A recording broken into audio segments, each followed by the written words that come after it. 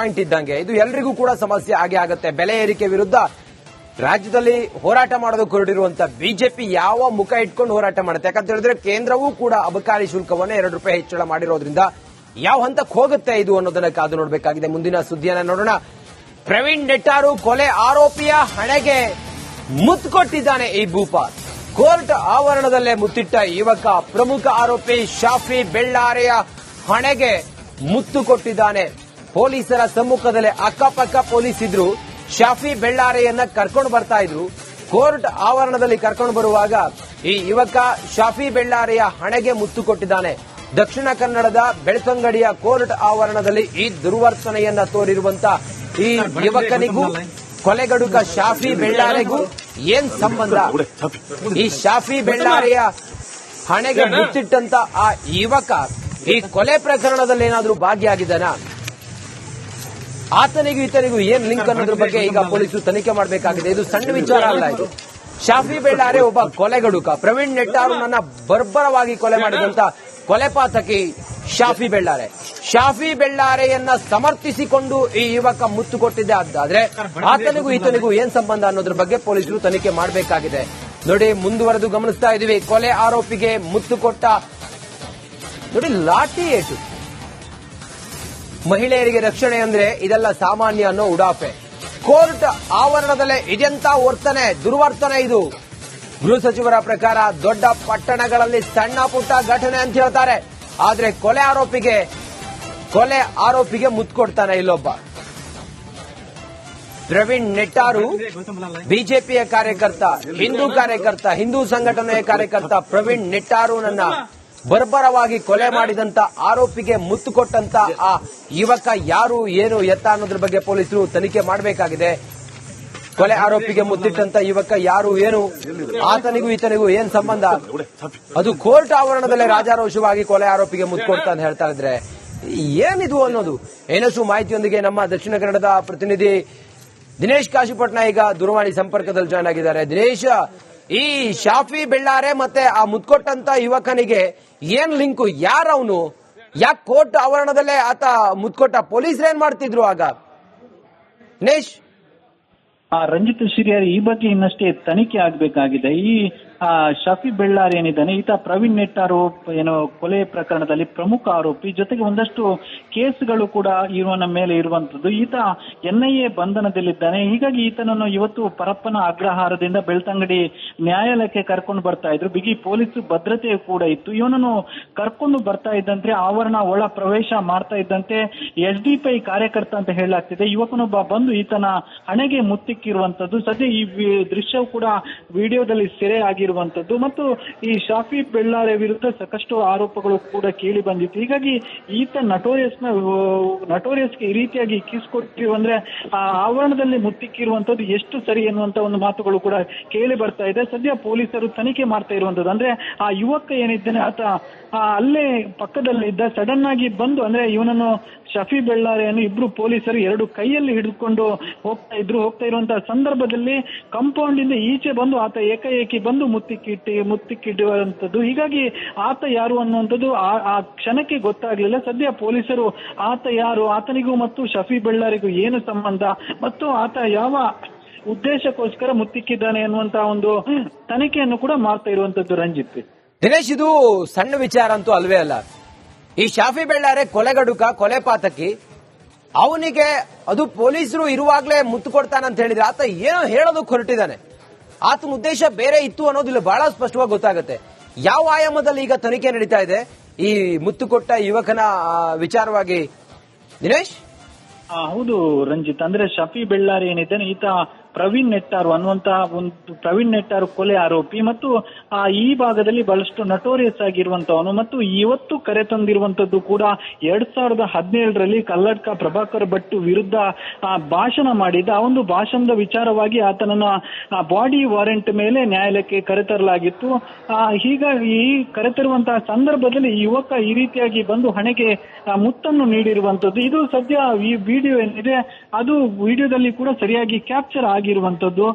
ಪೊಲೀಸರಿಗೂ ಕೂಡ ಆತನು ಯಾರು ಅನ್ನುವಂಥದ್ದು ಗುರುತಿಸಬಹುದು. ಅಂದ್ರೆ ವಿಡಿಯೋದಲ್ಲಿ ಕೂಡ ಆತನ ಮುಖ ಏನಿದೆ ಅದು ಸ್ಪಷ್ಟವಾಗಿ ಕಾಣುತ್ತೆ. ಅಂದ್ರೆ ಆತನ ಮುಖ ಸ್ಪಷ್ಟವಾಗಿ ಕಾಣುತ್ತೆ. ಹೀಗಾಗಿ ಪೊಲೀಸರು ಆತನನ್ನು ಗುರುತಿಸಲಿಕ್ಕೆ ಸಾಧ್ಯ ಇಲ್ಲ ಅಂತೆಲ್ಲ ಗುರುತಿಸಬಹುದು.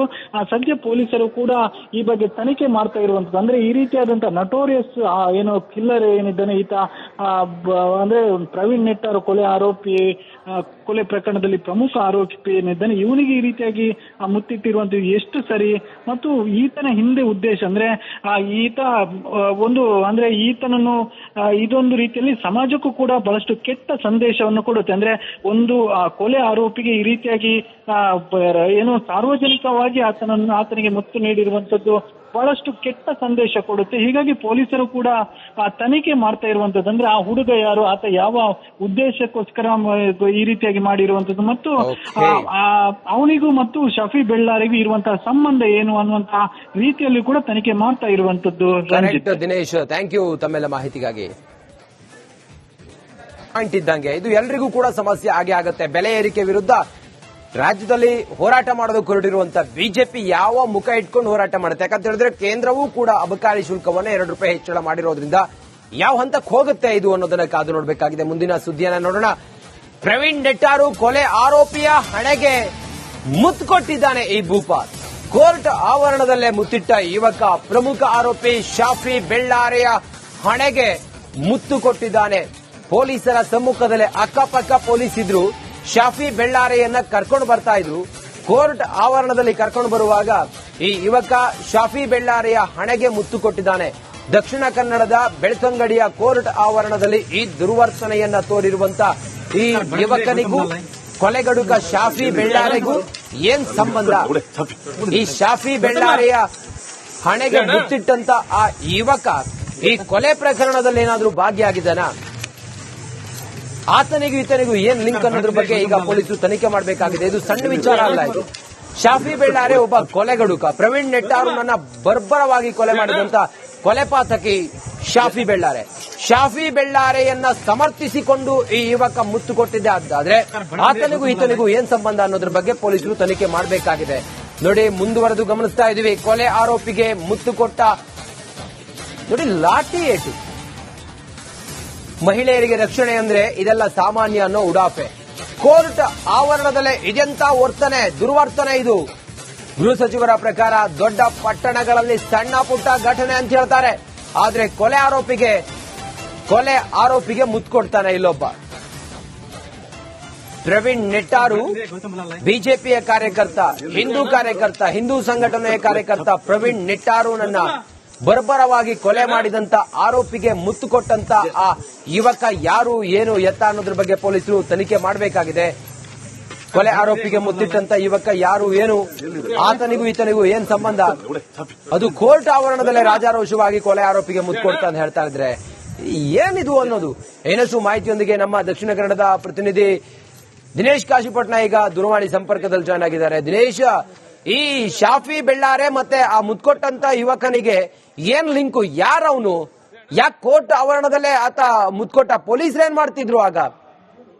ದಿನೇಶ್, ರಂಜಿತ್ ಶಿರಿಯಾರಿ, ಈ ಬಗ್ಗೆ ಇನ್ನಷ್ಟೇ ತನಿಖೆ ಆಗಬೇಕಾಗಿದೆ. ಈ ಶಫಿ ಬೆಳ್ಳಾರಿ ಏನಿದ್ದಾನೆ ಈತ ಪ್ರವೀಣ್ ನೆಟ್ಟಾರು ಕೊಲೆ ಪ್ರಕರಣದಲ್ಲಿ ಪ್ರಮುಖ ಆರೋಪಿ. ಜೊತೆಗೆ ಒಂದಷ್ಟು ಕೇಸ್ಗಳು ಕೂಡ ಇವನ ಮೇಲೆ ಇರುವಂತದ್ದು. ಈತ NIA ಬಂಧನದಲ್ಲಿದ್ದಾನೆ. ಹೀಗಾಗಿ ಈತನನ್ನು ಇವತ್ತು ಪರಪ್ಪನ ಅಗ್ರಹಾರದಿಂದ ಬೆಳ್ತಂಗಡಿ ನ್ಯಾಯಾಲಯಕ್ಕೆ ಕರ್ಕೊಂಡು ಬರ್ತಾ ಇದ್ರು. ಬಿಗಿ ಪೊಲೀಸ್ ಭದ್ರತೆ ಕೂಡ ಇತ್ತು. ಇವನನ್ನು ಕರ್ಕೊಂಡು ಬರ್ತಾ ಇದ್ದಂತೆ ಆವರಣ ಒಳ ಪ್ರವೇಶ ಮಾಡ್ತಾ ಇದ್ದಂತೆ SDPI ಕಾರ್ಯಕರ್ತ ಅಂತ ಹೇಳಲಾಗ್ತಿದೆ ಯುವಕನೊಬ್ಬ ಬಂದು ಈತನ ಹಣೆಗೆ ಮುತ್ತಿಕ್ಕಿರುವಂತದ್ದು. ಸದ್ಯ ಈ ದೃಶ್ಯವು ಕೂಡ ವಿಡಿಯೋದಲ್ಲಿ ಸೆರೆ ಆಗಿರುವಂತದ್ದು ಮತ್ತು ಈ ಶಾಫಿ ಬೆಳ್ಳಾರೆ ವಿರುದ್ಧ ಸಾಕಷ್ಟು ಆರೋಪಗಳು ಕೂಡ ಕೇಳಿ ಬಂದಿತ್ತು. ಹೀಗಾಗಿ ಈತ ನಟೋರಿಯಸ್ಗೆ ಈ ರೀತಿಯಾಗಿ ಕಿಸ್ ಕೊಟ್ಟಿರು ಅಂದ್ರೆ ಆವರಣದಲ್ಲಿ ಮುತ್ತಿಕ್ಕಿರುವಂತದ್ದು ಎಷ್ಟು ಸರಿ ಎನ್ನುವಂತ ಒಂದು ಮಾತುಗಳು ಕೂಡ ಕೇಳಿ ಬರ್ತಾ ಇದೆ. ಸದ್ಯ ಪೊಲೀಸರು ತನಿಖೆ ಮಾಡ್ತಾ ಇರುವಂತದ್ದು. ಅಂದ್ರೆ ಆ ಯುವಕ ಏನಿದ್ದಾನೆ ಆತ ಅಲ್ಲೇ ಪಕ್ಕದಲ್ಲಿದ್ದ, ಸಡನ್ ಆಗಿ ಬಂದು ಅಂದ್ರೆ ಇವನನ್ನು ಶಫಿ ಬೆಳ್ಳಾರೆಯನ್ನು ಇಬ್ರು ಪೊಲೀಸರು ಎರಡು ಕೈಯಲ್ಲಿ ಹಿಡಿದುಕೊಂಡು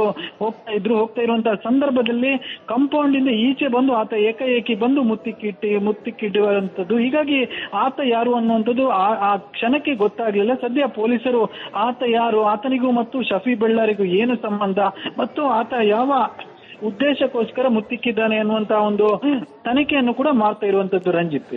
ದಿನೇಶ್, ಇದು ಸಣ್ಣ ವಿಚಾರ ಅಂತೂ ಅಲ್ವೇ ಅಲ್ಲ. ಈ ಶಾಫಿ ಬೆಳ್ಳಾರೆ ಕೊಲೆಗಡುಕ, ಕೊಲೆ ಪಾತಕಿ, ಅವನಿಗೆ ಅದು ಪೊಲೀಸರು ಇರುವಾಗಲೇ ಮುತ್ತು ಕೊಡ್ತಾನಂತ ಹೇಳಿದ್ರೆ ಆತ ಏನೋ ಹೇಳೋದಕ್ಕೆ ಹೊರಟಿದ್ದಾನೆ. ಆತನ ಉದ್ದೇಶ ಬೇರೆ ಇತ್ತು ಅನ್ನೋದು ಇಲ್ಲಿ ಬಹಳ ಸ್ಪಷ್ಟವಾಗಿ ಗೊತ್ತಾಗುತ್ತೆ. ಯಾವ ಆಯಾಮದಲ್ಲಿ ಈಗ ತನಿಖೆ ನಡೀತಾ ಇದೆ ಈ ಮುತ್ತು ಕೊಟ್ಟ ಯುವಕನ ವಿಚಾರವಾಗಿ ದಿನೇಶ್?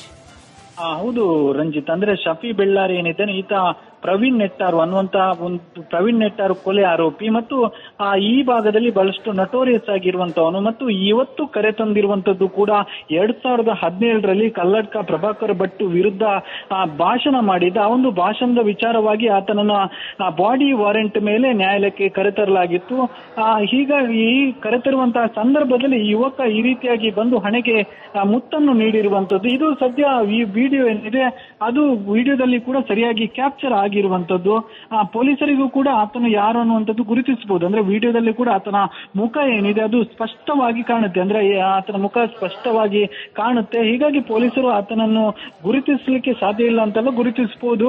ಸದ್ಯ ಪೊಲೀಸರು ಕೂಡ ಈ ಬಗ್ಗೆ ತನಿಖೆ ಮಾಡ್ತಾ ಇರುವಂತದ್ದು. ಅಂದ್ರೆ ಈ ರೀತಿಯಾದಂತಹ ನಟೋರಿಯಸ್ ಏನೋ ಕಿಲ್ಲರ್ ಏನಿದ್ದಾನೆ ಈತ, ಅಂದ್ರೆ ಪ್ರವೀಣ್ ನೆಟ್ಟಾರು ಕೊಲೆ ಆರೋಪಿ, ಕೊಲೆ ಪ್ರಕರಣದಲ್ಲಿ ಪ್ರಮುಖ ಆರೋಪಿ ಏನಿದ್ದಾನೆ, ಇವನಿಗೆ ಈ ರೀತಿಯಾಗಿ ಮುತ್ತಿಟ್ಟಿರುವಂತದ್ದು ಎಷ್ಟು ಸರಿ ಮತ್ತು ಈತನ ಹಿಂದೆ ಉದ್ದೇಶ ಅಂದ್ರೆ ಈತ ಒಂದು ಅಂದ್ರೆ ಈತನನ್ನು ಇದೊಂದು ರೀತಿಯಲ್ಲಿ ಸಮಾಜಕ್ಕೂ ಕೂಡ ಬಹಳಷ್ಟು ಕೆಟ್ಟ ಸಂದೇಶವನ್ನು ಕೊಡುತ್ತೆ. ಅಂದ್ರೆ ಒಂದು ಕೊಲೆ ಆರೋಪಿಗೆ ಈ ರೀತಿಯಾಗಿ ಏನು ಸಾರ್ವಜನಿಕವಾಗಿ ಆತನಿಗೆ ಮುತ್ತು ನೀಡಿರುವಂತದ್ದು ಬಹಳಷ್ಟು ಕೆಟ್ಟ ಸಂದೇಶ ಕೊಡುತ್ತೆ. ಹೀಗಾಗಿ ಪೊಲೀಸರು ಕೂಡ ತನಿಖೆ ಮಾಡ್ತಾ ಇರುವಂತದ್ದು. ಅಂದ್ರೆ ಆ ಹುಡುಗ ಯಾರು, ಆತ ಯಾವ ಉದ್ದೇಶಕ್ಕೋಸ್ಕರ ಈ ರೀತಿಯಾಗಿ ಮಾಡಿರುವಂತದ್ದು ಮತ್ತು ಅವನಿಗೂ ಮತ್ತು ಶಫಿ ಬೆಳ್ಳಾರಿಗೂ ಇರುವಂತಹ ಸಂಬಂಧ ಏನು ಅನ್ನುವಂತಹ ರೀತಿಯಲ್ಲಿ ಕೂಡ ತನಿಖೆ ಮಾಡ್ತಾ ಇರುವಂತದ್ದು. ದಿನೇಶ್, ಥ್ಯಾಂಕ್ ಯು ತಮ್ಮೆಲ್ಲ ಮಾಹಿತಿಗಾಗಿ.